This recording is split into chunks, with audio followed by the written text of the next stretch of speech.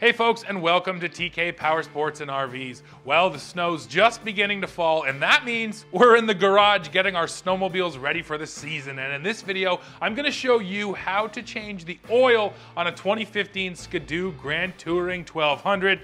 Oh, and when I cracked the hood after a summer's worth of storage, I found some interesting things, so I'll tell you about that as well.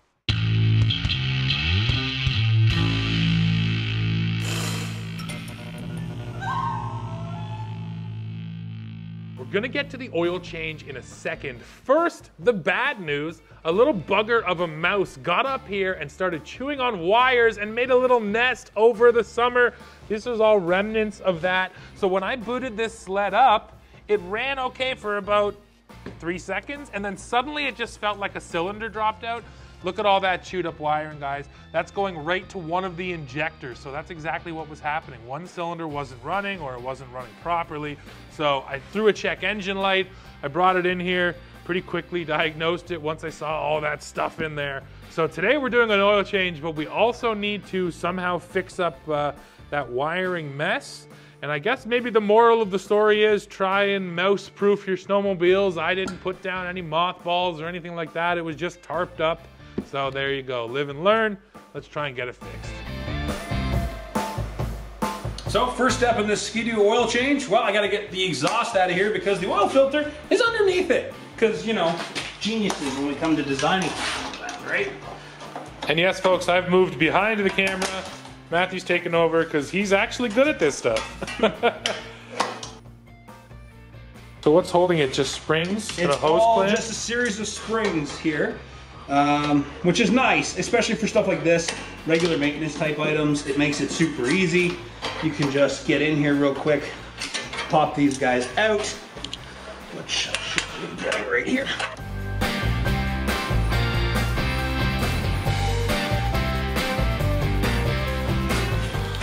And there is our oil filter. Nice. In a silly place. The camera is right side up. I'm upside down. The next thing we're gonna do, get this drain plug out of here. There's this nice convenient little access hole to the bottom of it. And then we'll just spin her out.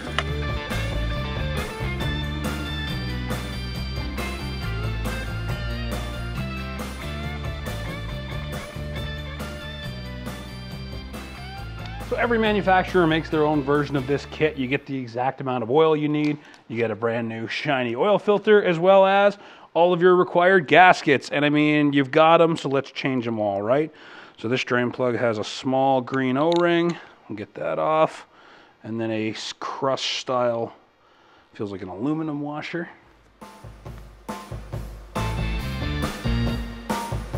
Well, while we're waiting for all the oil to drip out of it, because Steve's ignored his maintenance, we'll go ahead and change this filter. Shouldn't be too tough. Got lots of access once that. Dinner's ready, kids. Dinner's ready, apparently. That's going in the blooper reel.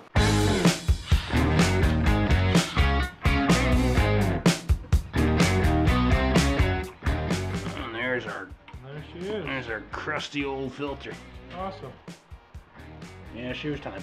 So we got a nice new filter installed, brand new O-ring out of our kit, and we are ready to go back in. Make sure that sits there nice. Just gotta slip it past that exhaust, which is a little tricky, but we're back in place. 3 little Torx screws. And just before the internet absolutely crucifies me, I am only using this drill with about 1/10 of the trigger to just land these bolts, and then I will torque them properly. Not just gonna run them home.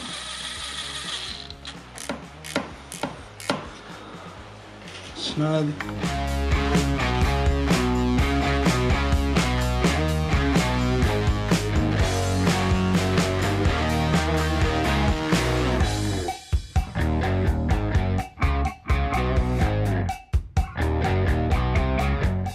So drain plug's back in and tight, cover's on. You saw me putting the exhaust back on, filter's all cleaned up. Next thing we're gonna do, take out our dipstick here, which also doubles as our fill tube. So this kit comes with 4 liters. of the right stuff. So I'm gonna ballpark based on what we drained out and what they gave us, that we're looking at around 3.5, give or take, to fill it.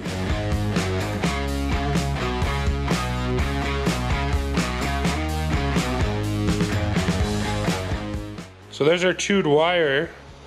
So step one is just trying to get that connector right there off, and then we can deal with the wire. So the rodent was polite enough to leave me, you know, a pliers width of usable sheathing there. So thankfully I should be able to cut this. Most of the copper strands are intact. So I'm gonna just solder right to this guy with a new piece of donor wire. This side's the same thing, most of the copper's intact. So we will be able to save this connector, thankfully. One less thing we need. But at the other end, I'm gonna have to open up that loom a little bit, get back to some fresh wire, and find a spot I can tap into. So let's get at it. I saved what I can save of these wires. Thankfully, there's just enough left that I can tell which one is which, so when I reconnect them, I know I got the right one. So sometimes you don't have the right color wires. So this red and this yellow are about the same rating, and they are the same gauge. So we're just going to go ahead and use those as our donor pieces for tonight. I've cut myself a lot of extra in case I have to make another adjustment inside the machine. These are the two important ones, and thankfully I can do them here on the bench.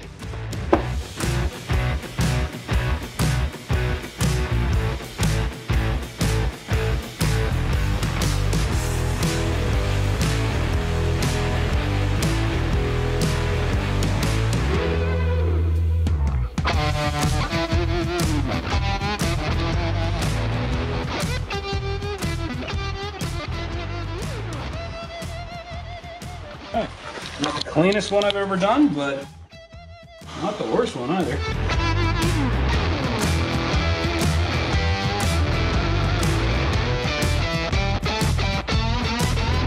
Alright, so now we're going to be doing the trickier part. We're going to be soldering at the wiring harness. So I opened the harness up a little bit. I pulled out about 1/2 inch of these wires where I got back to some clean copper, and we're going to solder them up. I did make sure that the wires are connected to the correct wires so the injector isn't firing backwards or something silly. We're in business. This is just going to be tight. So I don't know what you guys are going to see, but we'll do our best to show you what we do here.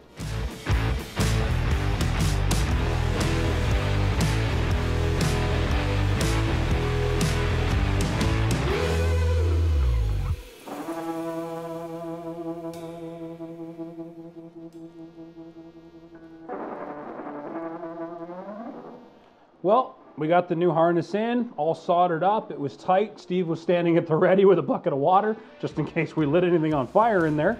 But overall, it went really well. They came out clean, so we're just going to wrap it up, give it a second layer of protection, and plug it in, and we'll see if it starts. Alrighty.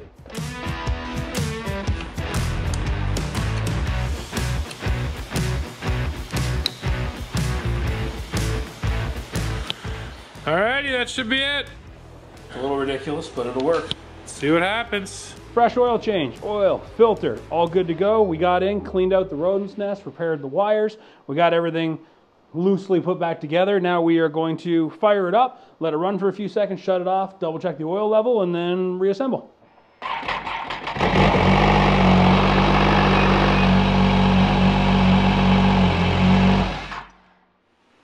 Sounded good, man. Sounded a lot better than it did when we pulled it in without one injector. Exactly. You could tell with that injector not running, and right away I could tell right there she's running good. Yep, no drips out the bottom. We'll check that level, and like I said, reassemble the rest. Very nice. Well, folks, we have arrived at the end of this one. Hopefully it was helpful if you're doing an oil change or some repairs at home. If you have any questions over some of the parts that we kind of skipped over or sped up, please throw them down there in the comments. We will be happy to answer them. Now, sadly, here in Southern Ontario, the winter of 2023 has been horrible, and I have not been out riding on my snowmobile just yet.